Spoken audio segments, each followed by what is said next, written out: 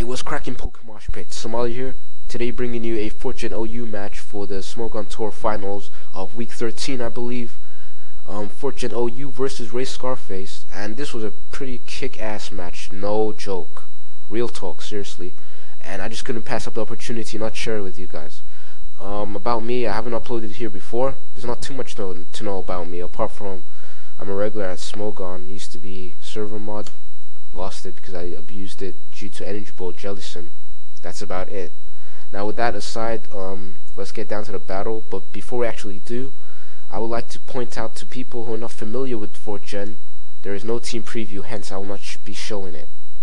And showing it will just kind of take away the excitement factor, so I would rather not. So let's get down to the match, people. Alright, so let's get the match rolling. He's going to lead off with a Dragonite, while I lead off with my choice spec Starmie, which unfortunately lacks the Ice Beam, which means I cannot be doing too much to it, while it can easily OHKO me with a Draco Meteor.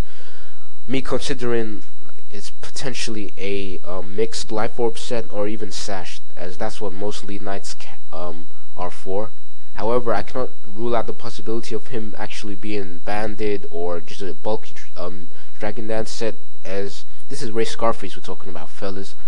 So I'm obviously gonna have to switch. I'm gonna go to Sizor for two reasons. One, because Starmie would easily threaten Dragonite due to the huge possibility he carries an Ice Beam, so he might want to go in something like a Blissey that could take my hit, or even a Celebi.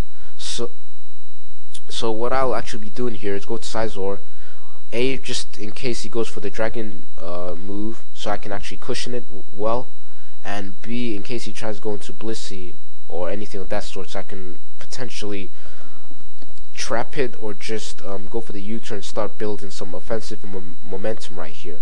So I'm going to go into my Sizor while he goes into his Jirachi, which is just bad news for me, since you guys know Ratchet can carry almost like any moveset and it's still viable. That's why I hate that thing, to be honest. But today I'm not playing games and I'm on my A-star form, so I'm going to switch out to my Heatran, knowing that the worst he can do is set up rocks. I really do not want rocks, and I'm going to do anything in my power to stop him from doing it. So right here, I'm going to go to my Heatran. He's going to go for the U-turn, which is just great, unless he brings a Dugtrio.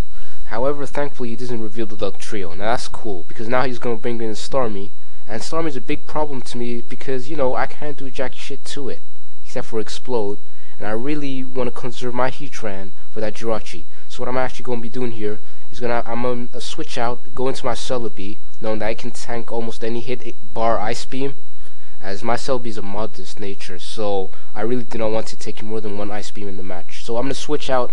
He's going to go for the Hydro Pump, safe play in his part, and thankfully he doesn't go for the Ice Beam. So now I'm at good HP, and I can live in Ice Beam, and OHKO with Leaf Storm in return. But I know he's probably going to switch, and even if he does not switch, I can still do a decent chunk with U-turn.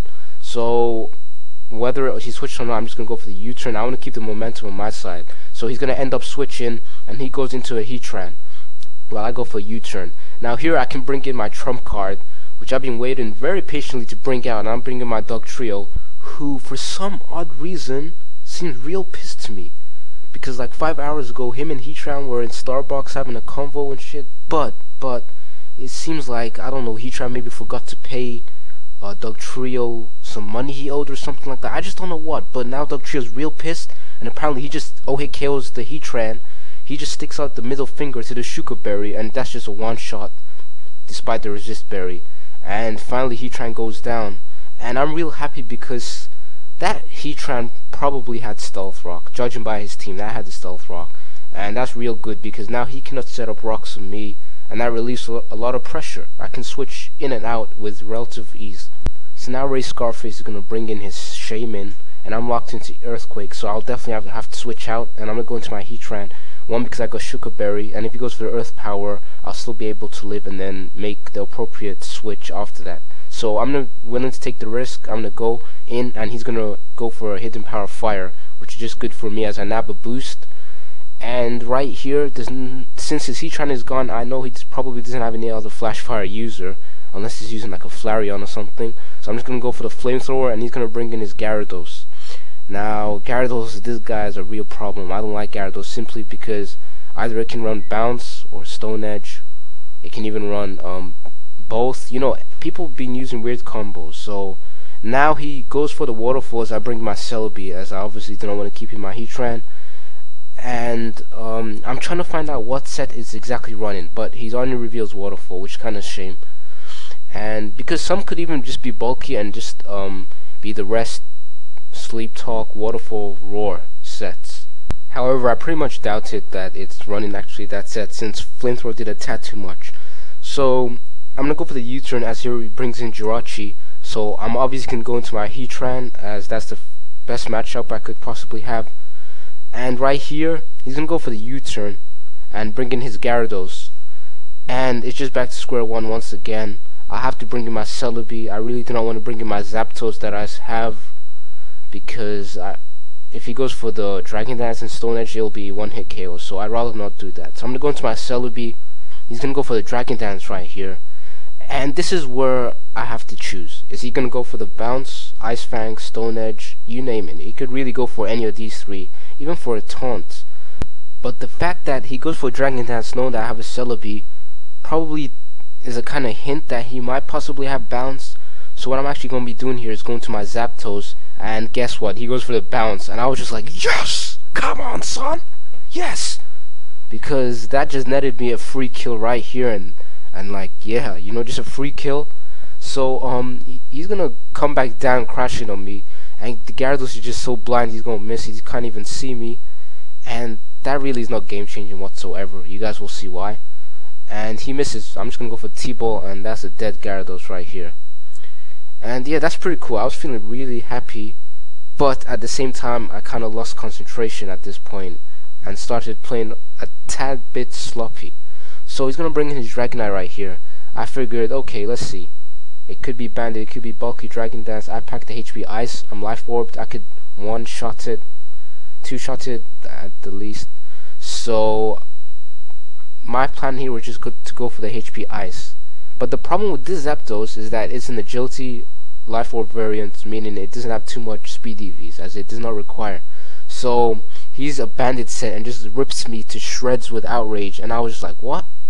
That caught me by surprise, and that was really poor play by me, to be honest. So yeah, I just let my Zapdos die. Well, I don't let it, it just dies, it ends up dying. And now he's locked into Outrage, so I have to bring in my Scizor. I'm gonna go for the Bullet Punch. That's a nice 2-hit KO. Just goes to show he has no HP investment. He's max speed and attack. And here I'm gonna make a prediction and switch into my Heatran, knowing full and well he will not try to risk going for another Outrage, because I would be faster and I will take him out with a Bullet Punch, and he could hear himself with confusion. So it just seems kind of pointless to try to Outrage again. So he's gonna bring Jirachi. Heatran comes in. He's gonna U-turn, going to Starmie.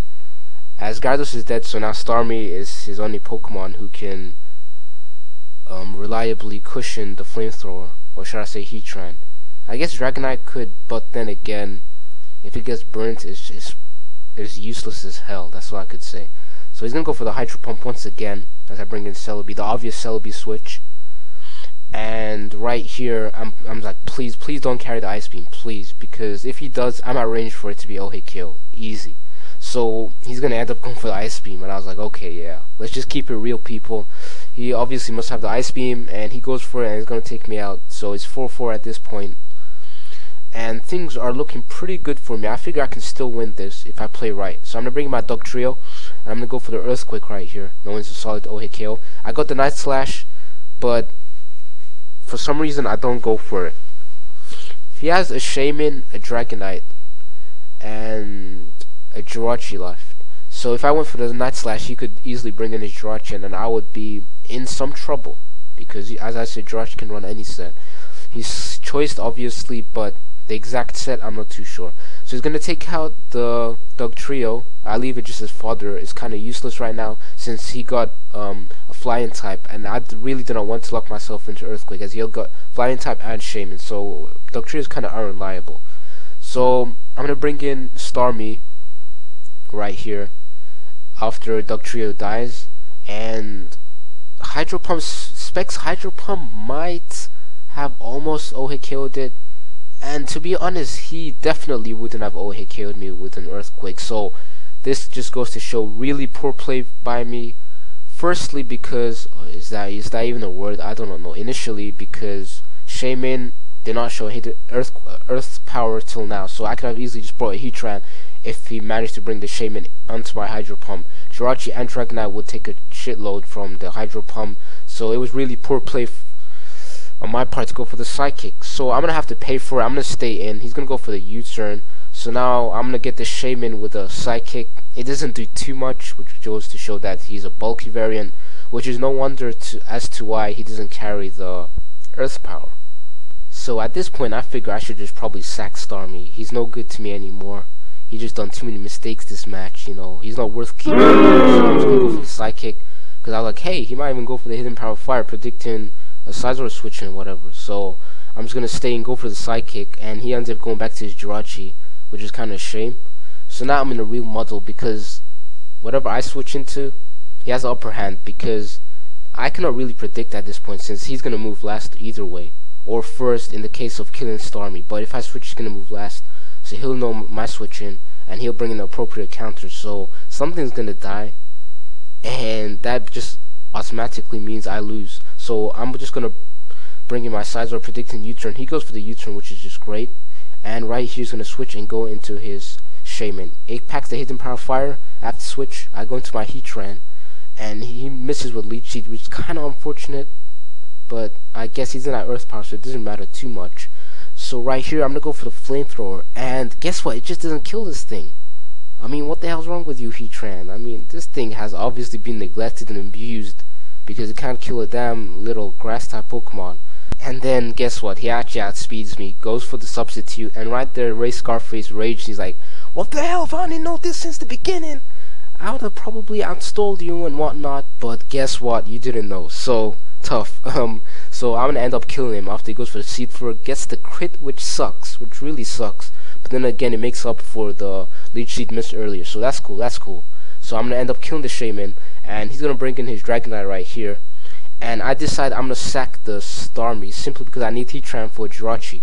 So I'm gonna switch, go to the Starmie, and he's gonna kill me off with an Earthquake, and that's all good because now I can bring in my Sizor to revenge it. And if I remember correct, Jirachi was just under 50%. So judging that is choice in some way, no HP EVs, I should be able to 2-hit KO, I think, if I do not get min damage both times. So he's out around, yeah, he's below 50%. I'm gonna go for the Bullet Punch, and it does a nice 27%, which guarantees a 2-hit KO. And it looks pretty much like game, because even if the D-Knight crits me with an extreme speed, I got the Heatran as backup. So it's pretty much a good game. I'm gonna finish him off with a second Bullet Punch. He's gonna bring in his Dragonite, and he's gonna go for the extreme speed. It just does not do enough.